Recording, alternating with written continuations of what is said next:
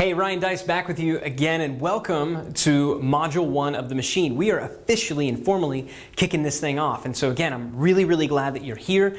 And so let's get started.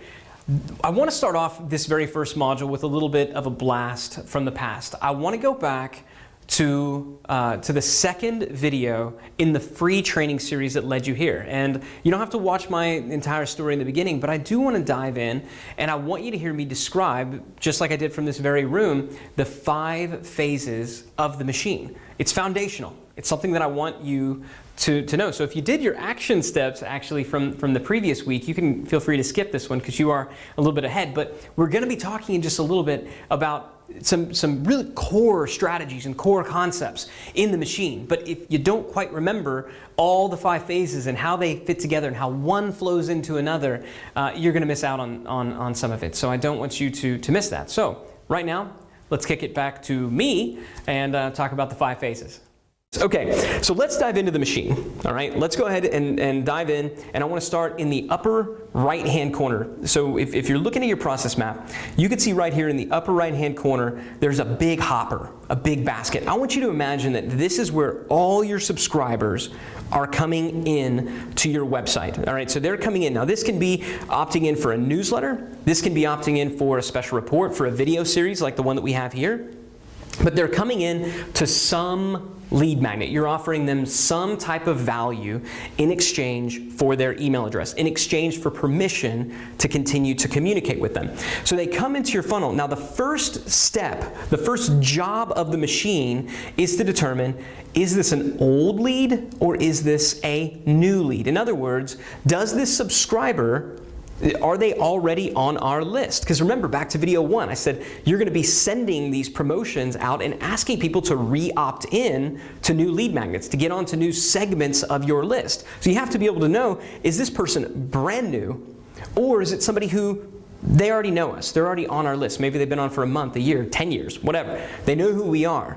That's the first thing to identify. Now, this doesn't require a lot in the way this doesn't require really complex coding or software. Just about every email service provider, autoresponder will do this for you. They'll be able to say, is this person new or are they already on a list? And if they're already on a list, then you won't send them to what is the first phase of the machine, which is the indoctrination series. So let's say that this person is brand new. Your email service provider has identified that, yep, we don't recognize this email address, so put them on the indoctrination series. Now, an indoctrination series, the job of this particular series is to indoctrinate this new subscriber to you, to your brand, to your business. So think about the indoctrination series. It's business-centric, it's brand-centric. So in the case of digital marketer, right, let's say somebody opted in to receive a lead magnet on the ultimate social media swipe file, right? So they've opted in because they're interested in social media, right, social media marketing. But if they're brand new to digital marketer, if they know nothing about digital marketer, I don't just want to talk to them initially about that thing that they opted in for. I want to introduce them to me. I want to introduce them to the digital marketer brand. That's the role and that's the job of the indoctrination series. It's usually just about a 2 or 3 email series, and it's where you welcome them and you say, hey, make sure you whitelist our emails. It's where you show them, here's some of our best stuff. So maybe they came in about social media, but if they're about social media, they're going to be interested in other aspects of online marketing. So you're going to say, here's our best conversion blog posts. Here's our best this, best this, best this. This was our most popular. It's also where you can do a little more personality, where you can, endear yourself and your brand to them. You can tell some stories. You can talk about the origin of your company, of your brand, right? That's what this is about. Going back to the dating and relationship analogy, let's say you meet somebody, you're a single person, and you go out to, you're out at a sports event, right? And you meet somebody there. Sure, you're both at a sports event, so you have that particular thing in common. Maybe it's your favorite team, so you could sit there and I love the Houston Astros too. I'm a Houston Astros fan, by the way. That's painful. So, I love the Houston Astros too. So you have that point where you're of connectedness. But if you go on the first date, if the only thing you talk about are the Houston Astros and sports, you're not going to be a very interesting person. The relationship is going to have no real depth to it. And this is the biggest mistake that I see people making with their lists. Oftentimes when people say, I have this massive subscriber list, I was able to drive a ton of leads into people who wanted to buy this report, but now they're not opening my emails and they're not subscribing to other things, they're not buying my product. It's because you never engaged them and indoctrinated them in what you are about, in what your brand is about. So going back to that dating analogy, right, we might say, boy, Astros sure are terrible this year, which you could pretty much say every year. But you very quickly want to move on to, so tell me about yourself. Where'd you grow up? What do you do? Tell me about your parents, right?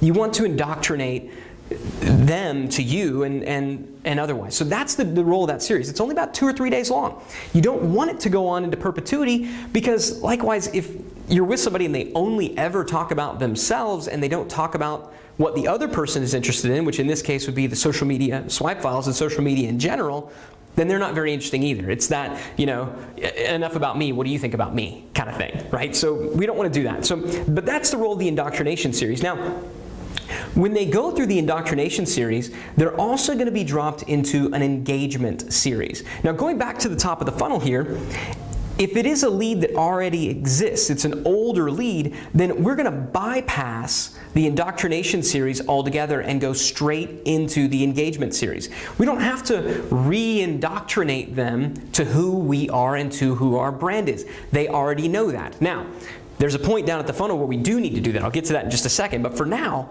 if they're engaged, and they're already pre-indoctrinated, we don't need to indoctrinate them again. So we have both, whether it's old and new, now they're both in this engagement series. So what is an engagement series? Remember how I said the indoctrination series is brand-centric, it's company-centric, it's all about you and what you're about and your biggest accomplishments? Well, the engagement series is all about the lead magnet that brought them in. It's all about the topic. So going back to the example with the Houston Astros, right? The engagement series is when you spend 3, 5, 7, 14 days just talking about that one thing. So if somebody comes into the digital marketer funnel to learn about social media swipe file, well, they downloaded the social media swipe file. We're going to talk to them about social media marketing and Facebook and Twitter for probably in that case a 3 to 5 day period. You still don't want to go on talking about the same thing, and that's another big mistake that people make. They think that just because you can have an autoresponder series that goes on forever, you should, and believe me, our tests have shown you shouldn't. You got to mix it up at some point or you just get pigeonholed. So that's what the engagement series is all about. Now, the primary goal of the engagement series is to get them to buy something. So they've just opted in for this engagement series. And what you want to do is you want to sell them a product or a service that relates to the lead magnet that they just signed up for. So in the case of digital marketer, right, somebody comes in, they've downloaded the social media swipe file. Well, it would make a lot of sense for us to sell them a course on Facebook promoted posts, right? So great, you got the social media swipe file, isn't that fantastic? This is going to get you a lot of engagement to your post, but you know what will get you even more engagement? If you just sponsor the dang things. We've got a report on it, you can go and get it here. That's the job of the engagement series, right? So the engagement series is trying to get them to go and buy. So if they go through here, engagement series, and they do eventually go through and enter the cash box, and they buy, right? So they say, yes, they did in fact buy, sirens are buzzing, everybody's happy. Then what they're going to pass into is an Ascension series. The Ascension series is just for buyers. So somebody has purchased a product, we're then going to shift them over to an Ascension series, and the role of that Ascension series is to do just what it sounds like, to ascend them as a buyer, to ascend them as a customer. So they just bought this one thing. Now, what is the most relevant other offer I should make to them? So in the case of that, they opted in for social media swipe file. We're going to sell them a training on Facebook advertising or Facebook promoted posts, and then we might try to ascend them to, Facebook is just one type of this new traffic strategy called native advertising. We have this complete training where you can get everything, right? So we want to ascend them to that level. Now, a lot of people say, yeah, but I only have one product. That's it. That's all I got. I only have one product. So I don't need an Ascension series. Well, no, of course that's not true, right? Because while you may only have one product, surely there's joint venture partners and affiliates who have relevant products that your customers would be interested in. So that Ascension series is just about sending them over, trying to get them to buy other people's products, right? If a buyer is good, a multi-buyer is better. So if they do go through the Ascension series, they're going to then be put back into the cash box, and if they buy, then guess what? They go back into another Ascension series. And this process right here of going from Ascension series into the purchase, back into Ascension series, we call this the value loop, okay? What you see here is the value loop, because you are delivering value to them. They're delivering value to you in the form of money. You're delivering value to them in the form of product and service. They're liking what they're giving, so they're coming back and saying, I want to do more of this, right? It's the equivalent of if you have this machine and literally you stick a quarter in the top and 50 cents pops out, you want to keep sticking quarters in.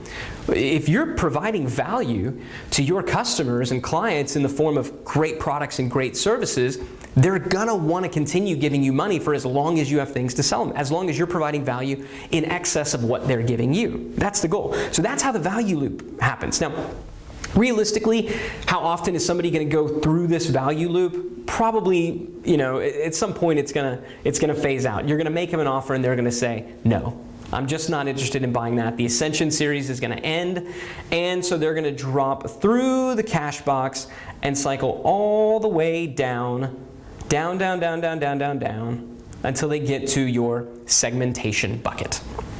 Now, the segmentation bucket is great. Do you remember back in video 1 where I laid out that 7-day segmentation series?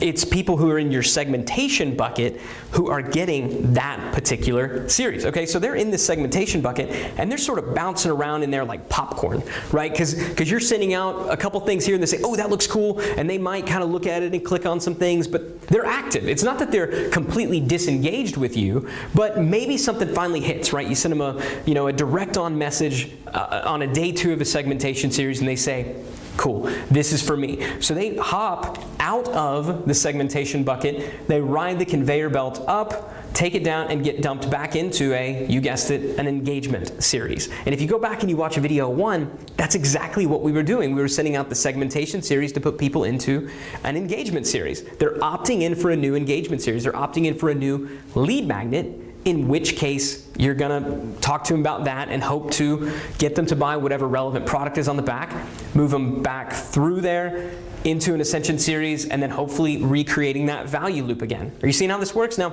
if they don't buy, right, they get back into engagement series, they don't buy, they just simply get put back into the segmentation bucket.